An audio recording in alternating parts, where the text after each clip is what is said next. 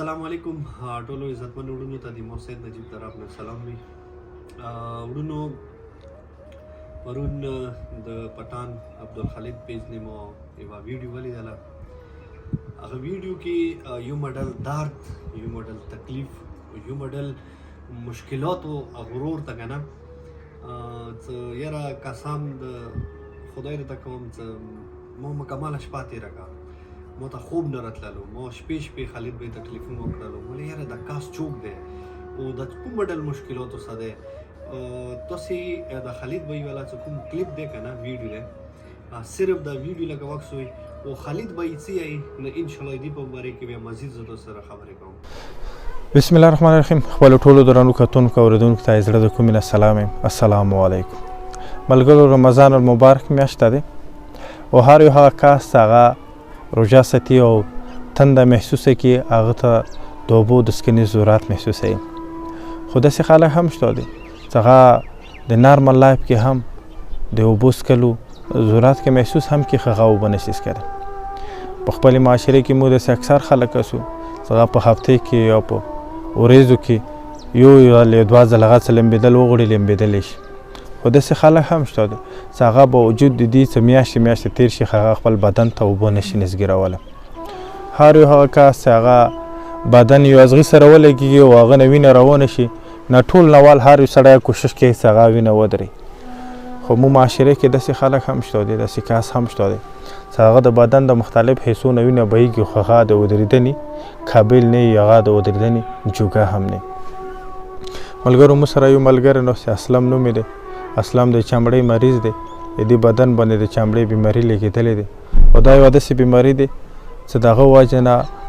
دی که ډېره تنده هم محسوسه کړي خو دا اوبه نشي څښلی او دی که کله هم لږ مقدار نه زیات اوبه وڅښي دا بیا د الټي وینې هم کوي اسلم بدن ته اوبه نشي نسګیرولی باوجود د دې که هفتې تېر شي هم خدای خپل بدن ته اوبه نشي نسګیرولی ولې که دا کله هم خپل بدن ته اوبه نسګیره کړي د دې بدن نور هم سوای زیاتوي نور هم خرغ زیاتوي نور هم دردونه زیاتوي نور هم د بدن خرابېږي اسلم د دې سره د نوکونه چې کوم دی دا یې تلیږي او د دې د مختلف د جسم مختلف ځایونه کله دومره شي چې د خرخ یا د چمړۍ د مریض وجه نه د دې د بدن مختلفو ځایونو نه وینه هم روانه شي خو اسلم دغه د ودرونې هم جوګانې اسلم د خپل علاج تقریبا د کلونو راسې نه کوي نه د علاج هسټري دی خو باوجود د دې اوسه په د اسلم بدن کې څه تبدیلوالی نه دی راغلی عزتمن وروڼو ویډیو به تاسو اورېدلې وي د خالد بھائی څه کومې خبرې وې هغه به تاسو اورېدلې وي وکي یاره نه د پوهېږم چې زه دغه ویډیو کې د غرور پاره مطلب کوم خیل ته خبرې وکړم څه وایم لکه تاسو خالد بھائی خبرې واورېدلې یایي څه د کاس څه کوم دی که نه مثال خپل بدن ته اوبه نشي نږدې کولی که چیرې دې خپل بدن ته اوبه نږدې کړلې نو دې بدن نه بیا دومره زیات مشکلات راځي او دا بیا دومره زیات په تکلیف وي دومره زیات په درد وي که نه څه هغه مشکلات کې ورځې نه بلې ورځې ته اضافه راځي نو وروڼو انشاءالله زه د خپل کاظمي چیریټي فاونډیشن طرف نه هر ممکن کوشش کوم چې څومره مو نواسه کېږي د دا غرور فرست چیک اپ نه چې څومره خرچه کېږي زه به د اسلام آباد ته راوړم دې به د زه فرست چیک اپ زه کوم د کاظمي چیریټي فاونډیشن هم ته کوم او څه کله هم مثال دلته راشي دې څه کله هم د ډاکټرانو څه ریزلټ راکړلو یا دې علاج پاسبل و نغه به انشاءالله مو تاسو سره نیکسټ ویډیو کې شیر کو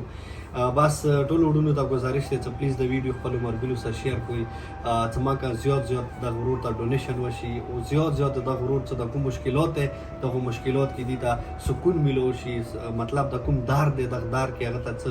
مسیحه میلو شي نو خدای د دې باندې مثال رحم وکړي سپیشل رحم وکړي نو بس ویډیو اخیری کې به رابطه سوال وکړم سره به ضرور مو کاظمي چیریټي فاونډیشن مرګلي دي سره ټایم بای ټایم کاظمي چیریټي فاونډیشن کې یتیمانو غریبانو خاص کر بیا داسې بیماریونو سره مدد کوي خدای هغوی ته خپله داسې بیماریونو محفوظ وساتي وروڼو ډېره مننه خوشحاله باد اوسئ محسن نجیب طرف کې اجازات قرباني السلام علیکم ورحمت الله وبرکاته